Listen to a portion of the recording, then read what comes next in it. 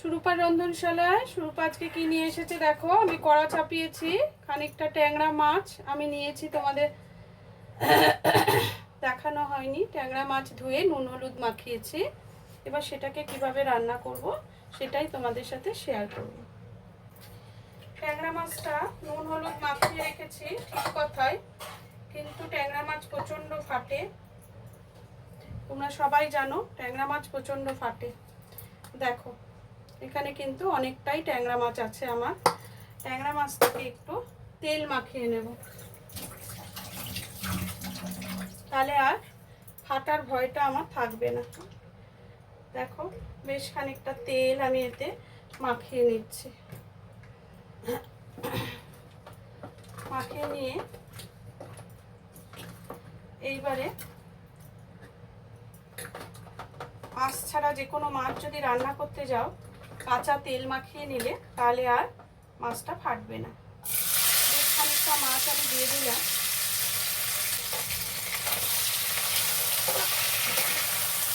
ট্যাংরা মাছ আমি খুব যে কড়া করে ভাজি তা কিন্তু ভাজি না, তবে তোমরা যদি কড়া করে ভাজো তাহলে মাছটা কড়াই ভাজবে। আমি কিন্তু খুব কড়া করে মাছটা ভাজি না।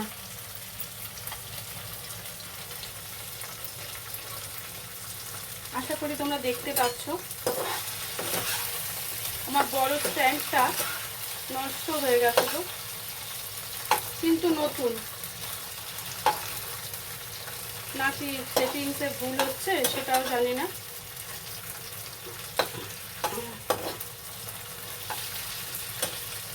যাই হোক, মাছটা ভাজা হচ্ছে।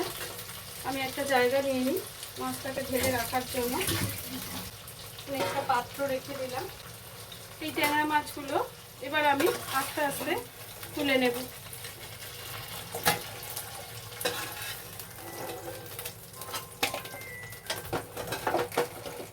আবার খানিকটা ট্যাংরা মাছ এতে দিয়ে দেব।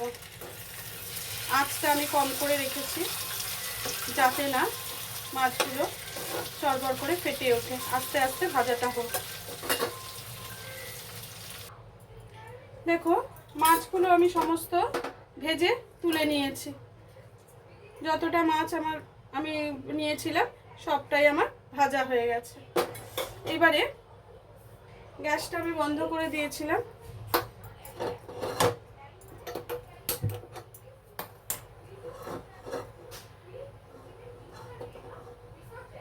এবার কড়াতে আমার সামান্য তেল আছে, আমি ওর মধ্যে আর একটুখানি অল্প তেল দিয়ে নিলাম।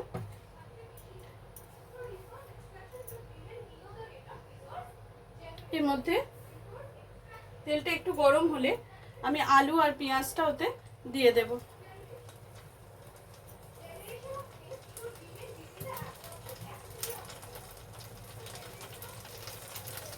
তার আগে ওতে একটু কালো জিরে ফোড়ন দিয়ে দেবো।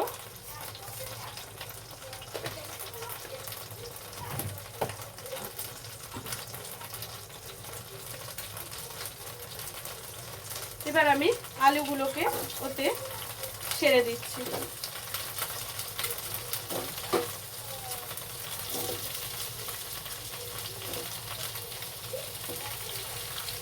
আলুর সাথে খানিকটা পেঁয়াজ আমি ছড়িয়ে দেব।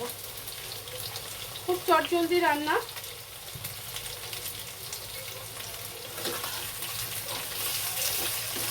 পেঁয়াজ আর আলুটা একসাথে ভেজে নিচ্ছি একটু কালো জিরে ফোড়ন দিয়ে।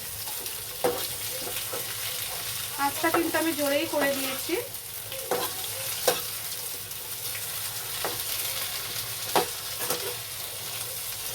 এটা একটু ভাজা হোক।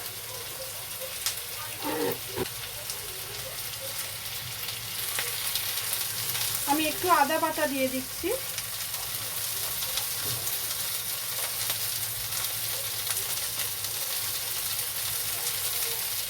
খুবই অল্প দিয়েছি দেখো। আর তার মধ্যে খানিকটা হলুদ দিয়েছি।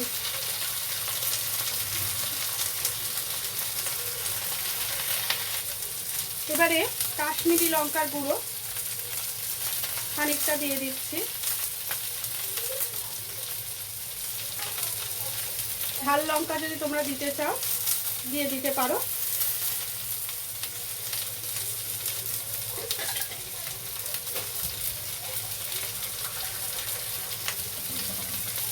সামান্য একটু জল দিয়ে মশলাটাকে আলুর সাথে ভালো করে কষে নেব।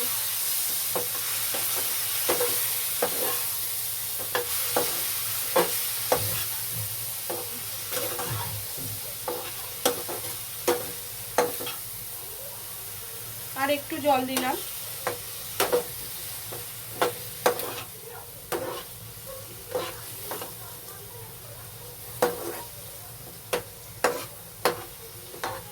কষাটা একটু হতে থাক, তারপর আবার নাড়বো। দেখো এটা কিন্তু কষাটা আমি বসিয়ে দিয়েছি।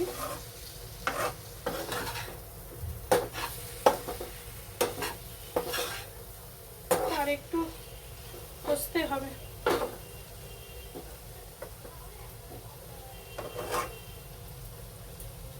আর একটু কষাটা হোক।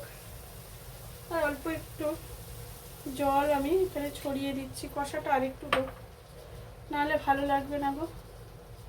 হ্যাঁ, ঘুরে আস। দেখো এবার আমার কষাটা ভালো মতো হয়ে গেছে।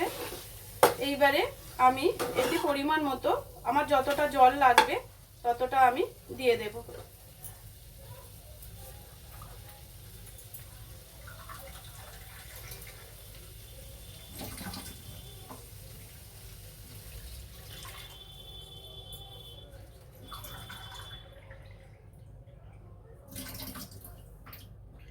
আমার কলের জলটা জানো তো গরম, আমাকে আলাদা করে গরম জলের ব্যবস্থাটা করতে হয় না, এমনিই গরম জলটা। হাত দিলে যেন মনে হয় হাত পুড়ে যাবে। ঝোলটা ভালো করে আলুটা সেদ্ধ হোক, তারপরে আমরা আবার ঘুরে আসছি। দেখো ঝোলটা অনেকক্ষণ থেকে ফুটছে। আমি কিন্তু চাপা দিইনি আজকে, এমনি রেখে দিয়েছিলাম। আমি ঝোলটা দেখছি আলুটা সেদ্ধ হয়ে গেছে। তাহলে আমি এবার এর মধ্যে কি দেবো, মাছগুলো দিয়ে দেবো। মাছগুলো আস্তে আস্তে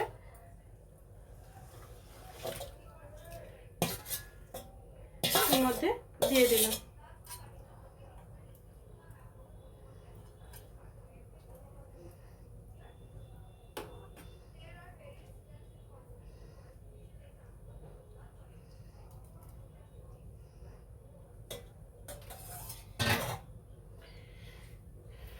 ভালো করে মাছটা দিয়েছি, একটু ওতে একটু কাঁচা লঙ্কা আর ধনেপাতা আমাকে দিয়ে দিতে হবে। ধনেপাতাটা আগে দিয়ে দিচ্ছি, এটা আমার হাতের সামনেই রয়েছে।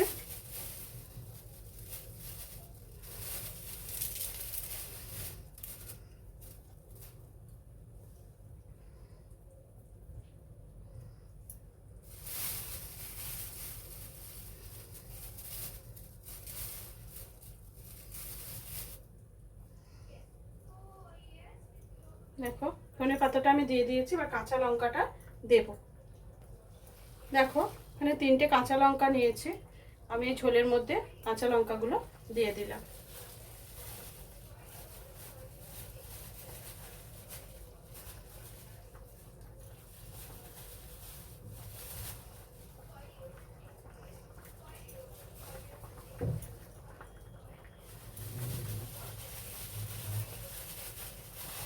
ঝোলটা একটু ফুটে যাক, তারপরে নামিয়ে ফেলবো।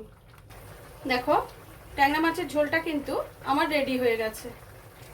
এবারে আলুগুলো খুব সুন্দর সেদ্ধ হয়েছে, আর ঝোলটাও কিন্তু ধনেপাতা কাঁচা লঙ্কা সব কিছুই আমি দিয়ে দিয়েছি।